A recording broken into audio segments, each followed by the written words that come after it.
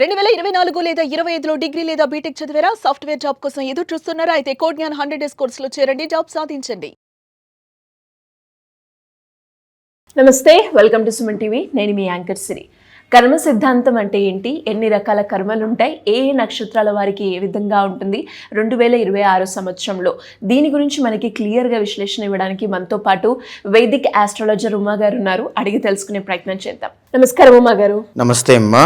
ఉమా గారు, అసలు కర్మ సిద్ధాంతం అంటే ఏంటి, ఎన్ని రకాల కర్మలు ఉంటాయి, అది కర్మ సిద్ధాంతం కర్మ గురించి అసలు ఏం చెప్తుందంటారు? తప్పకుండా అండి. కర్మ అనేటువంటిది ప్రతి ఒక్కరికి కూడా మూలమైనటువంటిది అండి. ఏ కారణం లేకుండా మానవ జన్మ ఎత్తడం అనేటువంటిది జరగదు. ఒక మనిషి ఏ కారణం లేకుండా కాళ్ళు సరిగ్గా లేకుండా జన్మించడం జరగదు. ఒక మనిషి ఏ కారణం లేకుండా భాగ్యవంతమైనటువంటి కుటుంబంలో జన్మించడం జరగదు. మన ప్రమేయం లేకుండా మనం పుట్టుకతో సంపాదించుకుని తెచ్చుకున్న ప్రతిదీ కూడా కర్మ కారణం చేతనే మనకు వచ్చాయి అని అర్థం అండి. కర్మ అనేటువంటిది ఏంటి అంటే యాక్షన్ అన్నమాట. మనం పాస్ట్ లైఫ్లో కానీ గతంలో కానీ చేసినటువంటి పాపకర్మ లేదా పుణ్యకర్మ ఏదైనా కావచ్చు కాక. అయితే ఏంటి అంటే కొన్ని కర్మలు ఏంటి అంటే మనం చేయకపోయినా మన పితృదేవతలు మన వంశస్థులు చేసినవి కూడా మనం అనుభవించాల్సి వస్తుంది. అది కూడా ఆస్ట్రాలజీలో కొంత భాగం మనం చెప్పుకోవచ్చు. ప్రధానంగా ఏంటి అంటే సంచిత, ప్రారబ్ధ, ఆగామి కర్మలు అనేటువంటివి 3 ఉంటాయండి. సంచిత కర్మ అంటే ఏంటి, గతంలో మనం చేసినటువంటి పాపానికి కానీ పుణ్యానికి కానీ ఇప్పుడు మనం అనుభవించేటువంటిది అనమాట. అంటే ఫర్ ఎగ్జాంపుల్, ఇప్పుడు నేను ఈ మంచి శరీరాన్ని ధరించాను, బట్టలు వేసుకున్నాను, చేతికి వాచి పెట్టుకున్నాను, చూడగలుగుతున్నాను, మాట్లాడగలిగేటువంటి వివేకం నాకు కలిగింది. అంటే ఎంతో కొంత పుణ్యము నేను పూర్వజన్మలో కానీ గతంలో కానీ చేసుకున్నాను కాబట్టి నాకు ఈ గతి లభించింది. అదే ఏదో పాపం చేసుకున్నట్లయితే నాకు ఏదో ఒకటి ఇబ్బంది అనేటువంటిది వచ్చేది. ఏ కష్టానికైనా అదే ఉంటుంది, ఏ పుణ్యానికైనా అదే ఉంటుందండి. సో ఈ విధంగా సంచిత కర్మ అనేటువంటిది ఉంటుంది. ఫర్ ఎగ్జాంపుల్, కాలసర్పదోషము అనేటువంటిది మనం తీసుకుంటే అండి, ఒకటే చెప్తానండి నేను జాతకాల దగ్గరికి వచ్చిన వాళ్ళకి కూడా, మీరు కానీ మీ వంశంలో ఉండేటువంటి వాళ్ళు కానీ ఎవరో పవిత్ర జీవరాశి అయినటువంటి పాముని చంపడం వలన, పాము మాత్రమే కాదు, పాము కానీ శునకము అంటే కుక్క కానీ గోవు కానీ, బ్రాహ్మణ కన్యా ఋషి శాపములు కానీ, ఈ 6 ఏదైనా ఉంటే కనుక అది కాలసర్పదోషంగా కనబడుతుంది. అది మీరే చేయాల్సిన పని లేదు, మీ వంశంలో ఉండేటువంటి వాళ్ళు చేసినా అది మీకు వస్తుంది అని అర్థం అండి. అదేంటి వంశంలో చేస్తే నాకు సంబంధం ఏంటంటే, కర్మ ఎవరే ఇండివిజువల్కి డిఫరెంట్గా ఉంటుంది కదా అని అడుగుతారు చాలా మంది. కార్తీక పురాణం దీనికి సమాధానం చెబుతుంది. ఒక మహారాజ్ అనేటువంటి ఆయన చాలా మంచి పరిపాలన చేసి తను చనిపోయి స్వర్గానికి వెళ్ళాడు. తన కుటుంబంలో తన వంశంలో 7వ తరమైనటువంటి మహారాజు సామ్రాజ్యం అంతా పోయి అడవిల బాటను పట్టి తర్వాత ఒక దుర్భరమైన పరిస్థితికి వచ్చిన తర్వాత తన కూతుర్ని అమ్మి, అంటే కట్నం కోసమనో దేనికోసమనో అమ్మి ఒక అబ్బాయికి ఇచ్చి పెళ్లి చేశాడు. పెళ్లి చేసిన తర్వాత ఒక ఆయన చెప్తారండి, పెళ్లి చేశాడు. పెళ్లి చేసి ఆ వ్యక్తి కూడా మరణించాడు, అయిపోయింది. ఆ వ్యక్తి మరణించి పైకి వెళ్ళిన తర్వాత ఆయన నరకంలోకి తీసుకుని వెళ్ళి ఆయనతో పాటుగా 7 తరాల ముందు ఏదైతే సుపరిపాలన చేశారో ఆయన్ని కూడా నరకానికి తీసుకుని వస్తారు. ఇదేమిటయ్యా అంటే, నీ వంశంలో ఉండేటువంటి 7వ తరమైనటువంటి మహారాజు ఇలా ఫలానా అమ్మాయిని కన్యను అమ్మి తన వచ్చిన డబ్బులతో ఇలాగా జీవించాడు కాబట్టి ఆ పాపం నీకు కూడా ఉంటుంది అని చెప్పి తీసుకుని వెళ్తారు. అంటే ఏ కారణం లేకుండా ఆ మహారాజు ఈయన వంశంలో పుట్టడం జరగదు. సో ఎవ్రీథింగ్ ఈజ్ ఇంటర్లింక్డ్ అండి. ఆస్ట్రాలజీ కూడా ఇన్నర్ డైనమిక్స్, ఇన్నర్ ఎనర్జీస్తో ముడిపడి ఉంటుంది. ఏ కారణం లేకుండా ఏది జరగదు.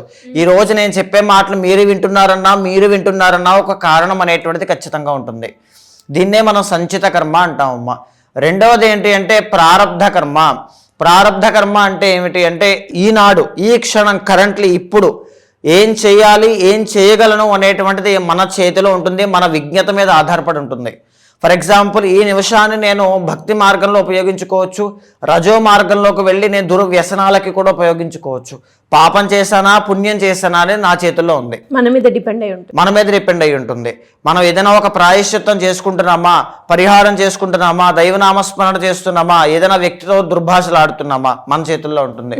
ఇదే ప్రారబ్ధ కర్మ అండి. చాలా మంది ఒకటి అంటూ ఉంటారండి, ఇంతకుముందు మనం పాపం చేస్తే ఎప్పుడెప్పుడో మనకు ఎఫెక్ట్ ఉండేది, ఇప్పుడు అలా కాదండి, ఇప్పుడు చేసింది ఇప్పుడే అనుభవిస్తున్నారండి. అది ప్రారబ్ధ కర్మ వల్లే జరుగుతుంది. ఒక నిప్పును మనం ముట్టుకుంటే అది వెంటనే మనకి కాలుతుందా అండి, సమయం తీసుకుని 1 సంవత్సరం తర్వాత కాలుతుందా, వెంటనే రియాక్షన్. అదే ప్రారబ్ధ కర్మ. మనం ఇప్పుడు ముట్టుకున్న వెంటనే మనకి కాలింది ప్రారబ్ధ కర్మ. ఆగామి కర్మ అంటే ఏమిటి అంటే ఇప్పుడు మనం చేసిన కర్మకి ఫ్యూచర్లో మనం అనుభవించేటువంటిది అనమాట.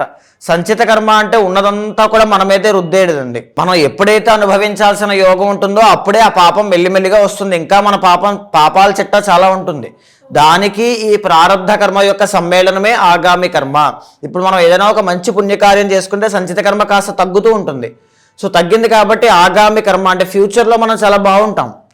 సో ఇలా ప్రతి మనిషికి కూడా ప్రతి నక్షత్రానికి, ఇక్కడ నక్షత్రానికి రాశికి సంబంధం ఏంటి అంటే ప్రతి నక్షత్రం ప్రతి రాశి కూడా ఒక్కొక్క స్వభావాన్ని కలిగి ఉంటారండి. వాళ్ళకు ఉండేటువంటి గ్రహాల యొక్క సంచారం వల్ల శని అంటే కర్మకారకుడు. ఏలినాటి శనిలో ఫలానా ఎఫెక్ట్స్ అనేటువంటివి ఎందుకు కనబడతాయి అంటే ఆ కర్మ అనుభవించేటువంటి యోగం ఉంటుంది కాబట్టి. సో ఫలానా నక్షత్రం బట్టి వాళ్ళకి ఏ కర్మ వల్ల ఏ ఇబ్బందులు అనేటువంటివి రాబోతున్నాయి, ఎలాంటి జాగ్రత్తలు తీసుకోవాలో కూడా మనం ముందుగానే చెప్పవచ్చు. సో ఈ విధంగా మనం ఈ కర్మ సిద్ధాంతం ఆధారంగా ఈ 27 నక్షత్రాల వాళ్ళకి ఎలా ఉండబోతుందో మనం చూద్దాం. ఉమాగారు, ఇప్పుడు మీరు చెప్పిన వాటిల్లో కర్మ సిద్ధాంతం అనేది రోహిణి నక్షత్రం వారికి 2026 సంవత్సరంలో ఏ విధంగా వర్క్ చేస్తుందంటారు? ఎక్కువగా మీరు చెప్పిన మూడిట్లో ఏ కర్మ వల్ల ఎక్కువగా ఎఫెక్ట్ అయ్యే ఛాన్సెస్ ఉన్నాయంటారు? ఏ సందర్భాల్లో జాగ్రత్తలు తీసుకోవాలి? సంచిత కర్మ అనేటువంటిది ఉంటుందండి. సంచిత కర్మ వల్లనే ఎక్కువగా వాళ్ళకి ఎవరికైనా సరే ఎఫెక్ట్ అనేటువంటిది ఎక్కువగా ఉంటుందన్నమాట. సో రోహిణి నక్షత్రం వాళ్ళకి ఉండేటువంటి గ్రహ సంచారాల ఆధారంగా 2026 మనం చెక్ చేస్తే కనుక ముందుగా గురువు అనేటువంటి ప్లానెట్ మనం తీసుకుందామండి. గురువు అనేటువంటి ఆయన సంవత్సర కాలం అంతా కూడా 2, 3, 4 హౌసెస్ అయినటువంటి మిథున, కర్కాటక, సింహరాశిలో వీళ్ళకి సంచారం చేయబోతున్నారమ్మా. దీనివల్ల ఏం జరుగుతుంది, వీళ్ళకి 2వ స్థానంలో గురుడు ఎప్పటి వరకు ఉంటారు, 2026 మన లెక్క కాబట్టి జనవరి 1వ తారీఖు దగ్గర నుంచి జూన్ 1వ తారీఖు దాకా గురువు అనేటువంటి ఆయన 2వ స్థానం అయినటువంటి మిథున రాశిలో ఉంటారండి. సో రోహిణి నక్షత్రానికి అది 2nd హౌస్ అవుతుంది. దీనివల్ల ఈ జూన్ 1వ తారీఖు దాకా రాజయోగము అని చెప్పొచ్చమ్మా. అంటే ఎలా ఉంటుంది అంటే డబ్బు విపరీతంగా వస్తుందండి. ధనయోగం పట్టేటువంటి అవకాశాలు ఎక్కువగా ఉంటాయి. వృత్తిలో గ్రోత్ అనేటువంటిది ఖచ్చితంగా కనబడుతుంది. వివాహ ప్రయత్నాలన్నీ కూడా అనుకూలిస్తాయమ్మా. గురుడికి 4 దృష్టిలు ఉంటాయండి, 1, 5, 7, 9. ఈ దృష్టి యొక్క వీక్షణ మనం చూస్తే కనుక గురుడి యొక్క మొట్టమొదటి దృష్టి 5వ దృష్టి అయినటువంటిది 6వ స్థానం మీద పడడం వల్ల అప్పుల బాధ నుంచి బయటకు వస్తారండి. వీళ్ళ జీవితంలో గ్రోత్ అనేటువంటిది, జీవితంలో ఎదగడం, వీళ్ళ ప్రొఫైల్ బిల్డ్ అవ్వడం లాంటివి జరుగుతాయి. 7వ దృష్టి ఎక్కడ పడుతుందండి, 8వ స్థానం మీద పడుతుంది. 8వ స్థానం మీద దృష్టి పడడం వల్ల ఏంటి అంటే అవమానాలు, ఎక్కడైతే అవమానపడ్డారో మళ్ళీ అక్కడే గౌరవింపబడేటువంటి అవకాశాలు ఎక్కువ ఉంటాయమ్మా. తర్వాత 9వ దృష్టి ఎక్కడ పడుతుంది, 10వ స్థానం మీద పడుతుంది. కెరీర్ అనేటువంటిది గ్రో అయ్యే అవకాశాలు ఎక్కువ ఉంటాయి. పుణ్య కార్యక్రమాలు చేసేటువంటి అవకాశాలు ఎక్కువ ఉంటాయి. ఆధ్యాత్మికంగా జీవితంలో ఎదిగేటువంటి అవకాశాలు ఎక్కువ ఉంటాయి. ఓవరాల్గా కెరీర్ గ్రోత్తో సహా ఎవ్రీథింగ్, విద్యలో సహా ఆటంకాలు అనేటువంటివన్నీ కూడా ఈ జూన్ 1వ తారీఖు దాకా అన్ని తొలగిపోతాయండి. అయితే మనం తర్వాత జూన్ 1 నుంచి అక్టోబర్ 31 దాకా చూస్తే కనుక గురువు అనేటువంటి ఆయన 3వ స్థానమైనటువంటి కర్కాటక రాశిలోకి వెళ్తారండి. కర్కాటక రాశిలోకి వెళ్ళినటువంటి గురుడికి కూడా 4 దృష్టిలు ఉంటాయి కదా మరి. సో ఆయన్ని మనం చూస్తే కనుక ఈయన వల్ల ఇక్కడ ఏం జరుగుతుందంటే బంధు విరోధము, అంటే బంధువులతోనూ, చుట్టాలతోనూ, వాళ్ళతోనూ, కుటుంబ సభ్యులతోనూ విరోధము, కలహాలు అనేటువంటి వచ్చే అవకాశాలు ఎక్కువ ఉంటాయండి. ఆయన యొక్క 5వ దృష్టి ఎవరి మీద పడుతుంది, 7వ స్థానం మీద పడుతుంది. అంటే బిజినెస్ విషయంలో ఆటంకాలు, బిజినెస్ లో నష్టాలు చూసే అవకాశం ఎక్కువ ఉంటుంది. తర్వాత మ్యారిటల్ లైఫ్ లో ప్రాబ్లమ్స్ అనేటువంటివి ఎక్కువ వచ్చే అవకాశం ఉంటుంది అని చెప్పొచ్చమ్మా. ఇదే కాకుండా సిబ్లింగ్స్ అండి, ఈ యొక్క తోడబుట్టిన వాళ్ళతో చికాకులు అనేటువంటిది శాస్త్రం చెబుతోంది అనమాట. అనారోగ్యము అనేటువంటిది కూడా శాస్త్రం చెబుతోంది. కార్యనాశనము అంటే ఏ పని పట్టుకుంటే ఆ పనిలో ఆటంకాలు రావడం, కలిసి రాకపోవడం అంటారు కదా, ఇలాంటివన్నీ కూడా కనబడతాయి. తర్వాత ఆకస్మిక ధన నష్టము, ఎందుకు 7వ దృష్టి ఎక్కడ పడుతుంది, 9వ స్థానం మీద పడుతుంది. సో దీనివల్ల ఆకస్మిక ధన నష్టం, కెరీర్లో కూడా ఒడిదుడుకులు అనేటువంటివి చాలా ఎక్కువగా చూస్తారండి. సంఘంలో అవమానాలు అనేటువంటివి, బికాస్ 9వ దృష్టి 11వ స్థానం మీద పడుతుంది. సంఘంలో అవమానాలు అనేటువంటివి విపరీతంగా చూసే అవకాశం ఉంటుందన్నమాట. మళ్ళీ అక్టోబర్ 31 తర్వాత నుంచి డిసెంబర్ ఎండ్ వరకు కూడా గురుడు ఎక్కడ ఉంటారండి, 4వ స్థానమైనటువంటి సింహరాశిలోకి ఎంటర్ అవుతారు. దీనివల్ల ఏం జరుగుతుంది అంటే 4వ స్థానంలోకి గురుడు రావడం వల్ల ఈ ప్రాపర్టీస్ కొనేటువంటి యోగం పడుతుంది అని చెప్పొచ్చండి. ఒక మంచి విషయం, ట్రాన్స్ఫర్ అవుతుంది. కెరీర్లో ఏదైనా మార్పులు చేర్పులు ఖచ్చితంగా వస్తాయి. విదేశీ యోగాలన్నీ కూడా అనుకూలిస్తాయి. కానీ ధన నష్టాలు, ఆర్థిక సమస్యలు, ఖర్చులు విపరీతంగా పెరగడం కానీ, చిన్న చిన్న అవమానాలు కానీ, అవరోధములు కానీ, ఇలాంటివన్నీ కూడా కొంచెం ఉంటాయమ్మా 4వ స్థానం కాబట్టి. సో ఓవరాల్గా గురువు అనేటువంటి ఆయన రోహిణి నక్షత్రం వాళ్ళకి ఎలా ఉన్నారండి, ఈ సంవత్సర కాలం మొత్తంలో జూన్ 1వ తారీఖు వరకు మాత్రమే బాగున్నారు. ఫస్ట్ హాఫ్ అంతా కూడా.